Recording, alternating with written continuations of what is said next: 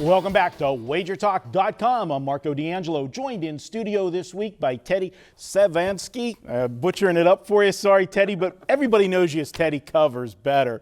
And you've been in the business a long time, and we thank you for joining us in studio here and sharing a best bet with us this week. Hey, my pleasure. It should be a lot of fun. Really looking forward to it, Marco. Well, we're going to put you under the spotlight because, last week's special guest was Kelly in Vegas, and she delivered not only a point spread winner, she gave Ole Miss last week as her best bet. So you got some pretty high standards to compete with. All they did was win and cover with an underdog price, and I'll see if I can do that again today. All right. Well, we're going to take a look at your best bet this week is Buffalo at Miami. And early preseason, a lot of people were talking Miami as kind of, some of the experts, as a sexy pick, with some of the offseason additions that they had. But I got to tell you, losing to Jacksonville last week, that takes all the sexiness away from any team. Well, they should have lost to Washington week 1 as well. I mean, the Dolphins, their home opener here, and we think about Miami with this strong home field in September. Nuh-uh. Dolphins under Joe Philbin as home favorites, about a 40%, not about a 40%, exactly a 40% ATS play. This has not been their role. But I'm with you on the concept of this Bills team being a little bit sexier than Miami right now. Definitely are. First week, they took care of business and really pounded an Indianapolis Colts team, which after week 1 looked very, very good. Do we change our opinion of that win at all after what we saw from the Colts on Monday night against the Jets? Well, we certainly devalue it a little bit, but the fact that the Jets were able to kind of copy the Bills' game plan and use it very effectively against Indy doesn't necessarily make me take anything away from the Bills. It just says, all right, well, maybe Indy's not where we thought that they were, or maybe they're going to struggle against this type of defenses, and other teams are going to use a similar approach against Indy.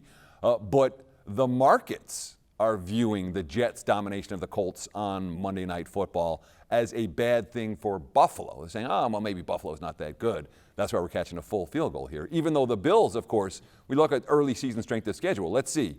Buffalo just played 2 teams that played in the AFC Championship game last year. The Miami Dolphins just played 2 teams that went 7-25 straight up last year, and they struggled with both of those squads. You and I and, a lot of, our other pal, Brian Leonard, and we look at things and we always want to talk about public perception and where it creates value for us, and that's a great example of right now the market really is, I think, overvalued on Buffalo. Do you, and I know you're going to be heading to Buffalo here with your play, and we'll get to that in a second.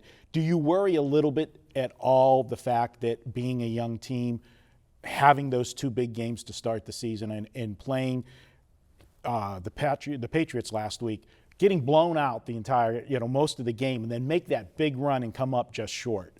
Does that, how do you view whenever you're handicapping a game, a team that makes the big comeback but comes up short? Does it leave anything in a gas tank? Well, they have a divisional game this week. The one thing Buffalo cannot do is fall to 0-2 in division. And Rex Ryan knows that. This isn't a young team. They have a young quarterback.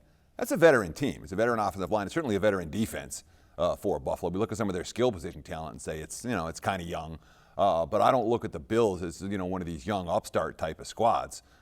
This is a good team. And when you're coming off a game in which your defense didn't play well, you had 14 penalties. Your quarterback got sacked 8 times. You committed 3 turnovers. Yeah, you made a nice fourth quarter flurry to make things interesting, but the bottom line is the Bills didn't get a win in that game. Now they got another divisional game this week. They have a chance to make up for it, and I think they have an opportunity here to really clean up some of those mistakes. All right, since this is your best bet, give us a selling point. Sell me on Buffalo. All right, well, we talked about the mistakes last week. We talked about the fact that the Buffaloes, in terms of strength of schedule, much tougher for the first 2 games, and the fact that Miami looked bad in those first 2 games is a significant concern, considering they're playing against teams that aren't supposed to be very good. There's another factor to consider here as well. We talked about the Dolphins' bad record as home favorites under Joe Philbin. There's also an issue here with Miami looking ahead to London next week. And I know that you don't think about London, the London games. They haven't really caught into the repertoire amongst the handicapping world. The truth is, families go to London, and families don't go on road trips during the regular season. They go to London. They leave almost immediately after the game is over. It is always a distraction. And since 2012, there have been 6 London games. In the games prior to that, there's been one of those 6 teams been able to cover as a favorite. That's a good one. Yeah, it's just a real distraction. And Miami's had real problems in division, 2-4 against the spread each of the last 2 years. I think Buffalo's a better team, and I'm catching points, and I like the spot. I like the London angle. I'd like to go back and look at that, though. And has any of them been their home opener before they went to London, though? I did not check that. That's, good point. But I can't disagree with anything you say, Teddy, and we're going to go ahead. Teddy says go ahead and take the Buffalo Bills plus the points. Now, we're taping on Wednesday. The line was 3 all week. We're starting to see some 2.5 start to pop up a little bit, Teddy.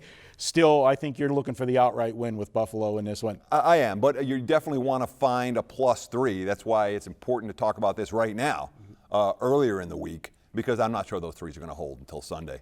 Grab the 3 with the Bills. Take a little bit of taste on the money line. All right, there you go. Hey, be sure to check out all of our other videos this weekend. You can check it out at WagerTalk.com. We're covering a lot of games, college and pro, this week in football.